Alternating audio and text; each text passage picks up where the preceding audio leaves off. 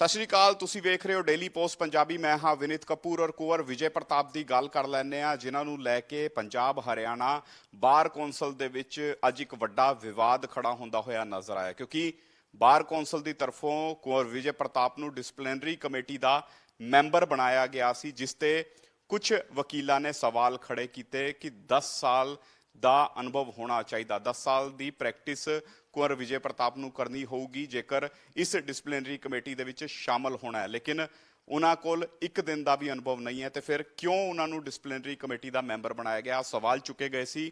ਜਿਸ ਤੋਂ ਬਾਅਦ ਹੁਣ ਕੁੰਵਰ ਵਿਜੇ ਪ੍ਰਤਾਪ ਨੇ ਇੱਕ ਮੇਲ ਭੇਜੀ ਹੈ ਜਿਹੜੇ ਬਾਰ ਦੇ ਚੇਅਰਮੈਨ ਹੈ ਉਹਨਾਂ ਨੂੰ, ਔਰ ਇਹ ਉਹ ਮੇਲ ਹੈ ਜਿਸ ਦੇ ਵਿੱਚ ਸਪਸ਼ਟ ਤੌਰ ਤੇ ਉਹ ਕਹਿੰਦੇ ਹੋਏ ਨਜ਼ਰ ਆਏ ਨੇ ਕਿ ਉਹ ਆਪਣਾ ਅਸਤੀਫਾ ਦਿੰਦੇ ਨੇ ਇਸ ਡਿਸਪਲਿਨਰੀ ਕਮੇਟੀ ਤੋਂ। ਉਹਨਾਂ ਨੇ ਆਪਣਾ ਅਸਤੀਫਾ ਦੇ ਦਿੱਤਾ ਕਿਉਂਕਿ ਇੱਕ ਵੱਡਾ ਵਿਵਾਦ ਖੜਾ ਹੁੰਦਾ ਨਜ਼ਰ ਆਇਆ ਸੀ। ਔਰ ਇਸ ਅਸਤੀਫੇ ਤੋਂ ਬਾਅਦ ਜੇਕਰ ਬਾਰ ਕੌਂਸਲ ਦੇ ਚੇਅਰਮੈਨ ਦੀ ਵੀ ਗੱਲ ਕਰੀਏ ਜਾਂ ਹੋਰ ਮੈਂਬਰਾਂ ਦੀ ਵੀ ਗੱਲ ਕਰੀਏ, ਉਹਨਾਂ ਨੇ ਇੱਕ ਹੋਰ ਫੈਸਲਾ ਲਿੱਤਾ ਹੈ, ਜਿਸ ਦੇ ਵਿੱਚ ਮੈਂ ਤੁਹਾਨੂੰ ਆਹ ਫੈਸਲੇ ਦੀ ਕਾਪੀ ਵੀ ਵਿਖਾਉਣਾ ਚਾਹੂੰਗਾ ਕਿ ਉਹਨਾਂ ਦਾ ਜਿਹੜਾ ਅਸਤੀਫਾ ਹੈ ਉਹ ਮਨਜ਼ੂਰ ਕਰ ਲਿੱਤਾ ਗਿਆ ਹੈ। ਕਾਪੀ ਹੈ ਪੰਜਾਬ ਹਰਿਆਣਾ ਬਾਰ ਕੌਂਸਲ ਦੀ, ਜਿਸ ਦੇ ਵਿੱਚ ਅਸਤੀਫਾ ਜਿਹੜਾ ਹੈ ਕੁੰਵਰ ਵਿਜੇ ਪ੍ਰਤਾਪ ਦਾ ਜਿਹੜਾ ਅਸਤੀਫਾ ਹੈ ਉਸ ਨੂੰ ਮਨਜ਼ੂਰ ਕਰ ਲਿੱਤਾ ਗਿਆ ਹੈ। ਔਰ ਇसी ਮਸਲੇ ਦੇ ਉੱਪਰ ਆਪਾਂ ਬਾਰ ਕੌਂਸਲ ਦੇ ਜਿਹੜੇ ਚੇਅਰਮੈਨ ਹੈ ਉਹਨਾਂ ਨਾਲ ਵੀ ਗੱਲਬਾਤ ਕਰਾਂਗੇ।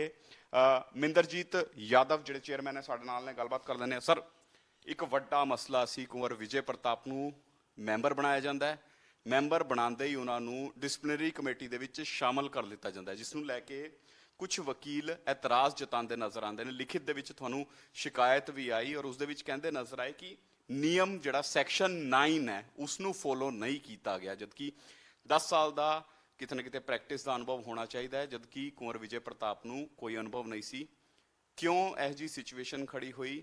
ਕਿਆ ਵਾਕਿਆ ਹੀ ਨਿਯਮ ਜਿਹੜੇ ਨੇ ਉਹਨਾਂ ਨੂੰ ਨਹੀਂ ਸਮਝਿਆ ਗਿਆ ਸੀ, ਉਹਨਾਂ ਨੂੰ ਪ੍ਰੋਪਰ ਉਹਨਾਂ ਨੂੰ ਫੋਲੋ ਨਹੀਂ ਕੀਤਾ ਗਿਆ ਜਦੋਂ ਕੁੰਵਰ ਵਿਜੇ प्रताप ਨੂੰ ਮੈਂਬਰ ਬਣਾਇਆ ਗਿਆ ਸੀ? देखिए सर, सबसे पहले तो कुंवर विजय प्रताप को एडवोकेट बने। वो एडवोकेट बनने के बाद every advocate is entitled to become coopted member of different committees. He was not for this committee but inadvertently because we have short of staff because of कोविड-19, जो कंसर्न डीलिंग थे वो थे नहीं, उन्होंने उसके अंदर डिसिप्लिनरी कमेटी लिख दिया, जो कि बाद में मेरे संज्ञान में आया जब वो चले गए।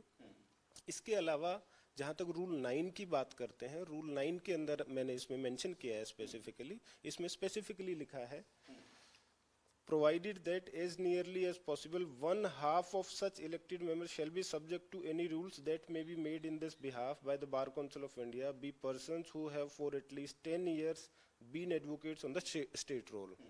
यानी कि 1/2, हमारे यहाँ पे 13 कमेटियाँ हैं, 13 कमेटियों में से 6-7 मेंबर्स के जो कमेटी कोऑप्टेड मेंबर्स हैं वो 10 साल से ऊपर के हो सकते हैं, बाकियों के लिए रूल्स नहीं है।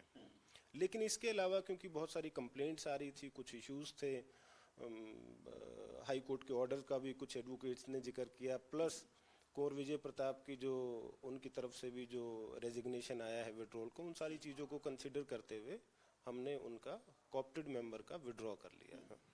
लेकिन आमतौर पर अगर देखें, जब भी कोई नए वकील बनते हैं, लाइसेंस दिया जाता है तो उसके बाद उनको, आखिर ऐसा क्या हुआ कुंवर विजय प्रताप के साथ कि उनको सीधा ही कोऑप्टेड कर लिया गया डिसिप्लिनरी कमेटी के मेंबर के तौर पे? इसकी क्या आवश्यकता आ गई एकदम से?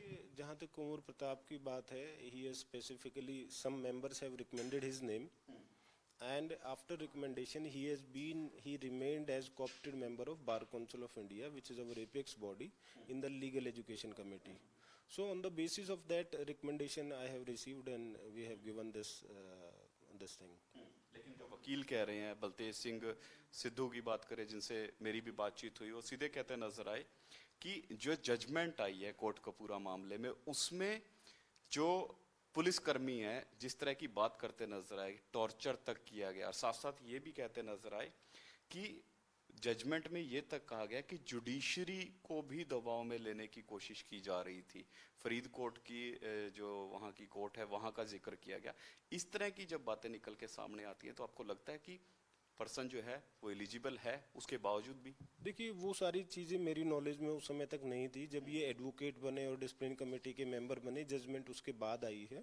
ये 4 बजे एडवोकेट बन गए थे, जजमेंट आई थिंक अगले दिन आई है, जो मेरी नॉलेज की बात है। और अब तक बलतेज सिद्धू जी ने मेरे पास एक रिटर्न के अंदर मोबाइल पे जो टेक्स्ट मैसेज बना के एक अपनी एप्लीकेशन डाली है, उनकी मेरे से बात भी हुई थी, लेकिन उन्होंने कोई जजमेंट उसके साथ एनेक्स नहीं कही है। वैसे भी आज और कल 2 दिन सैटरडे संडे है, तो मंडे को वो चीज़ हो सकता है डिटेल में कुछ आए, but we have not received any complaint on record.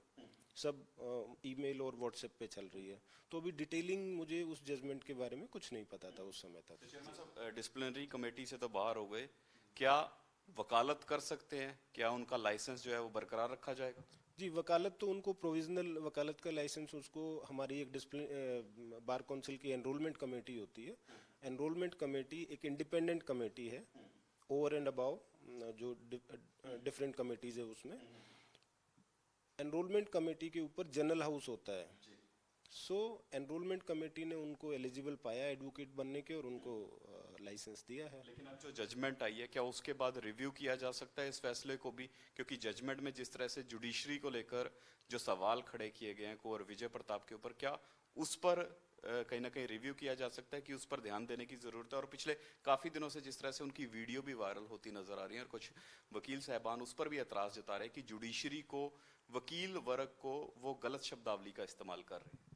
देखिए सर, मैं अकेला इस विषय के ऊपर संज्ञान नहीं ले सकता हूँ, वो मेरी परव्यू से बाहर है, क्योंकि जो एनरोलमेंट कमेटी है वो एक इंडिपेंडेंट कमेटी है। If we received any complaint in this regard, that can be forwarded to the general house and general house can take any decision.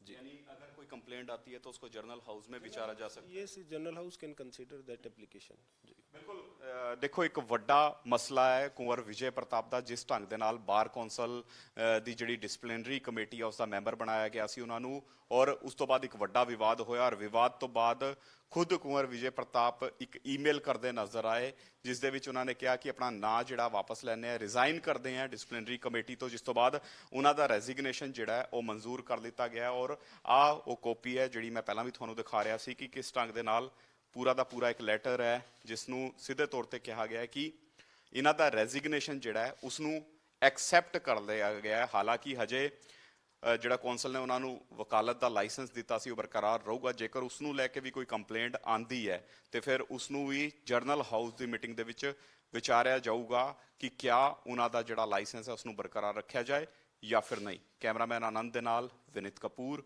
Daily post Punjabi, Chandigarh.